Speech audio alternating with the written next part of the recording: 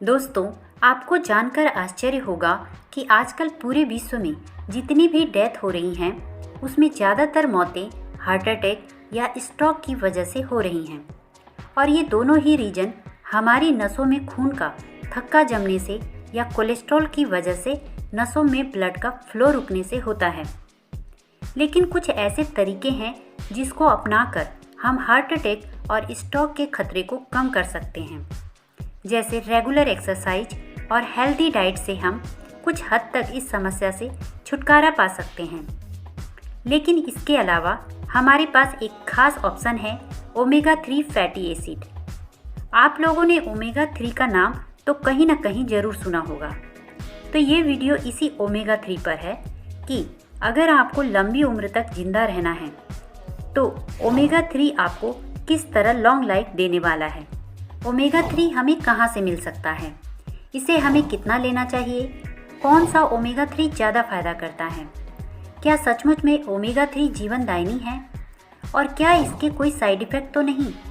हम इन सभी टॉपिक पर बात करेंगे, तो वीडियो पर लास्ट तक जरूर बने रहें। चैनल को सब्सक्राइब कर लीजिए और वीडियो की जानकारी अच्छी लगे तो दूसरों की लंबी उम्र के लिए उन्हें भी ये वीडियो ज़रूर शेयर करें। आपने इस वीडियो के माध्यम से अगर एक आदमी की भी जान बचा ली तो आपको पुण्य ही मिलेगा। तो चलिए सबसे पहले ये जान लेते हैं कि ये ओमेगा 3 फैटी एसिड होता क्या है। तो सबसे पहले बात कर लेते हैं कि ओमेगा 3 फैटी एसिड आखिर है क्या। दोस्तों, ओमेगा 3 एक तरह का न्यूट्रिएंट है जो बहुत से फूड्स और सप्लीमेंट्स के माध्यम से हमें मिलता है। ये हमारी बॉडी और बॉडी सेल्स को स्वस्थ रखने के लिए बहुत ही अच्छी चीज़ है। ये दो तरह का होता है, EPA और DHA, और ये दोनों ही हमें एनिमल फूड जैसे कुछ मछलियाँ होती हैं उनसे हमें ज़्यादा मात्रा में मिलता है।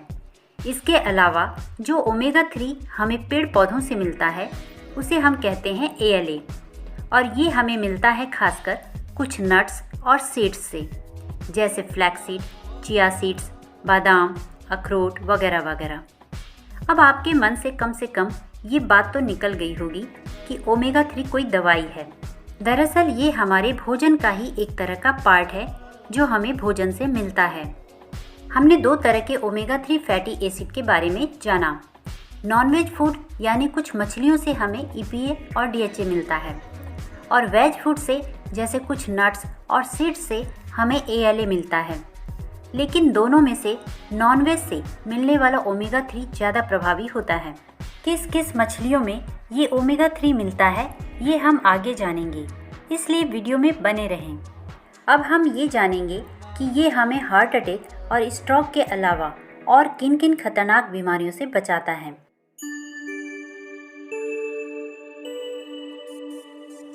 दोस्तों, आज से बहुत साल पहले एक रिसर्च में ये सामने आया कि जो लोग सी फूड यानी मछलियाँ ज़्यादा खाते थे उनमें हार्ट अटैक बहुत कम होते हैं। जब और डीप रिसर्च हुआ तो पाया गया कि कुछ खास मछलियों और समुद्री जीव में ओमेगा 3 फैटी एसिड पाया जाता है, और इसी की वजह से हार्ट से रिलेटेड बीमारियां बहुत कम होती हैं।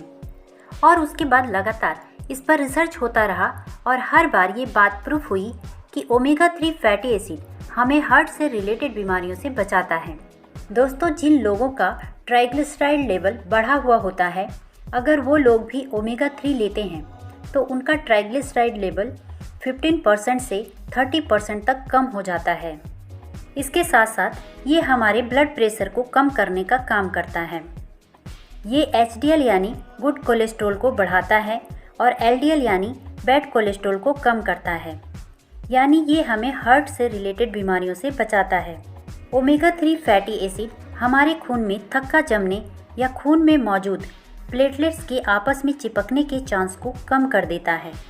यानी जो लोग ओमेगा 3 फैटी एसिड लेते रहते हैं उनके ब्लड में थक्का नहीं जमता, जिससे हार्ट अटैक या स्ट्रोक के चांसेस को वो कम कर देते हैं। ओमेगा 3 फैटी एसिड का एक और बेनिफिट्स ये है कि ये हमारी आर्टरीज यानी हार्ट से निकलने वाली मेन नसों को हेल्दी बनाता है। आर्टरीज की अंदरूनी दीवारों को चिकना बनाता है, प्लेक जमने को रोकता है। उम्र बढ़ने के साथ हमारी नसें हार्ड होने लगती हैं, ये उन्हें लचीला बनाता है।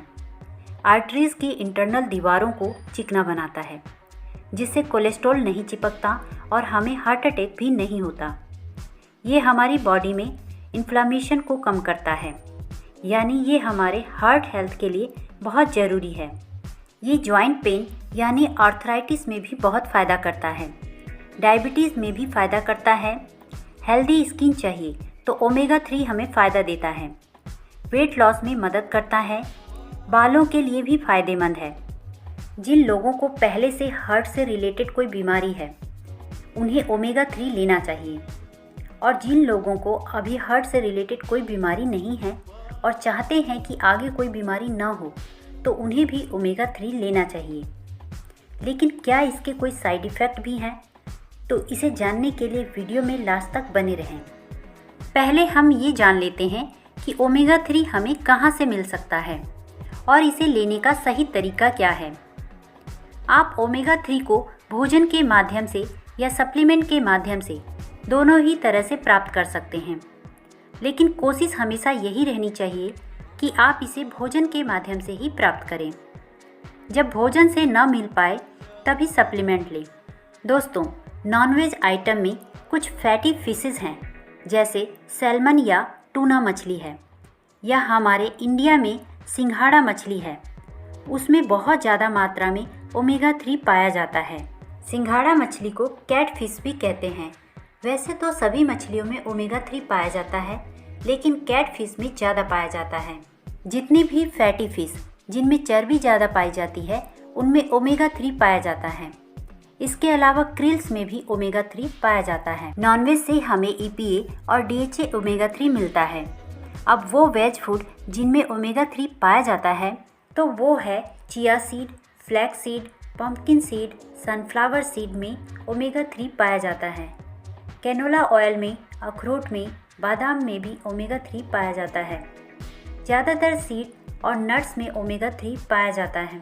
लेकिन प्लांट बेस्ड जितने भी ओमेगा 3 सोर्स होते हैं, उनमें ALA ओमेगा 3 मिलता है, जो कि नॉनवेज ओमेगा 3 की तुलना में कम इफ़ेक्टिव होता है।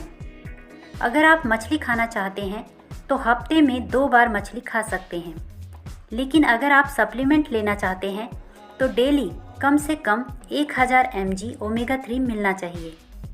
अगर एक कैप्सूल में 500 mg ओमेगा 3 है तो दिन में 2 कैप्सूल लीजिए, और अगर एक कैप्सूल में 1000 mg ओमेगा 3 मिल रहा है तो दिन में 1 कैप्सूल लीजिए। इसे हमेशा भोजन के साथ लेना चाहिए, यानी भोजन के जस्ट बाद ले लेना चाहिए। ये हमारे भोजन में मौजूद ऑयल के माध्यम से ही ये हमारी बॉडी में एब्जॉर्ब होता है, इसलिए इसे भोजन के पहले या भोजन के काफ़ी समय बाद ना लें। अब बात करते हैं इसके साइड इफ़ेक्ट की।